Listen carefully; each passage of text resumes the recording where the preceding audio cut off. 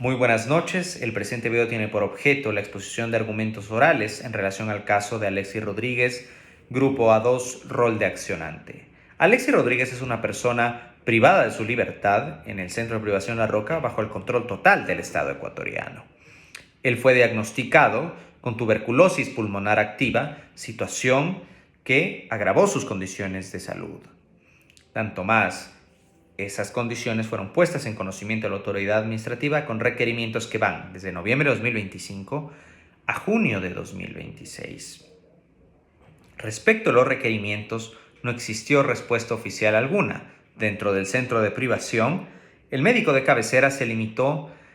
a otorgar paracetamol, medicamento inadecuado para el tratamiento respecto a la naturaleza de su enfermedad. Vistas las condiciones de gravedad del accionante, se recetó medicamentos relacionados a la naturaleza de su enfermedad. Sin embargo, debido a las circunstancias de la privación de libertad y por responsabilidad entera del Estado, no se pudo otorgar los medicamentos inadecuados, considerando además que en el Centro de Privación La Roca existe un brote grave de tuberculosis que afecta a varias personas privadas de su libertad. Con esos hechos relevantes, la presente argumentación jurídica tiene por objeto demostrar que el habeas corpus correctivo procede en el presente caso conforme dos argumentos. El primero es que la situación del accionante Alexis Rodríguez constituye trato cruel, inhumano y degradante de conformidad con las sentencias 209-15 JH/19 y 365-18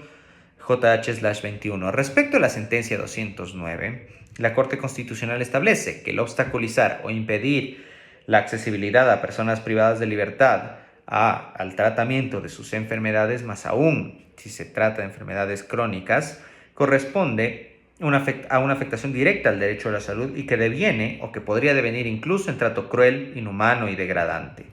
La sentencia 365 establece que el habeas corpus correctivo tiene por objeto o por finalidad asegurar las condiciones dignas durante la permanencia de personas en los centros de privación de libertad, de modo tal que no implique una afectación directa a sus derechos a la salud. En el caso del señor Rodríguez, al existir un diagnóstico de tuberculosis, al no existir respuesta oficial, al existir un tratamiento inadecuado, al no existir medicamentos pese a establecerse una receta por parte del mismo Estado y al existir un hacinamiento extremo que en contextos de enfermedades graves y transmisibles implica un grave riesgo de daño no solo a la integridad personal, sino a la vida misma de la persona privada de libertad. En consecuencia, toda esa inacción del Estado, en este contexto de enfermedad grave y transmisible, implica una forma de trato cruel, inhumano y degradante. Ahora bien, se relaciona entonces con el segundo argumento. ¿Cuál es la medida de reparación que debería dictarse en este caso? Y este segundo argumento justamente sostiene, a partir de las sentencias 209-15 JH/19 y 98-23 JH/23, que lo que corresponde en el presente caso es establecer una medida alternativa a la privación de libertad. En ese sentido, la sentencia 2019-14 JH/19 afirma que solo cuando en el centro de privación de libertad no sea posible la atención adecuada y que tampoco pueda brindarse una atención adecuada pese a que la persona privada de libertad salga a un centro de salud como tratamiento especializado, solo cumplidas esas dos condiciones es posible que se ordene medidas alternativas de privación de libertad a través de un juez de garantías penitenciarias. La pregunta en concreto es, en el caso concreto de enfermedades graves y transmisibles, ¿es suficiente o es necesaria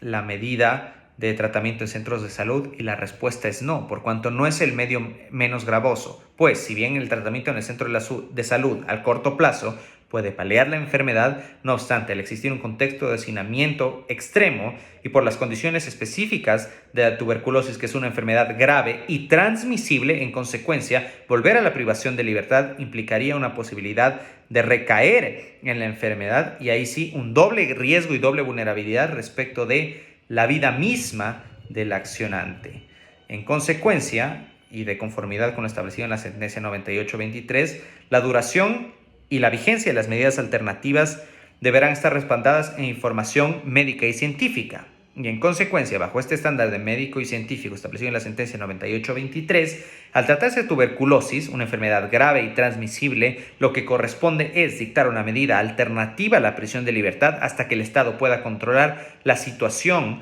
dentro del centro de privación de libertad como se encuentra obligado conforme a estándares internacionales y jurisprudenciales, y solo cumplida esa condición, volver a la situación de privación de libertad a fin de que la vida misma del accionante no se encuentre en riesgo. Por lo tanto, y de conformidad con los argumentos establecidos, al existir trato cruel, inhumano y degradante, por obstaculizar el acceso a servicios de salud y por la falta de respuesta, y además, al tratarse de una enfermedad grave y transmisible como supuesto fáctico, corresponde aceptar la presente acción de habeas corpus correctivo, dictar una medida alternativa de la privación de libertad y misma que tendrá vigencia hasta que el Estado controle la situación dentro del Centro de Privación de Libertad de La Roca en relación a la enfermedad de tuberculosis. Muchas gracias.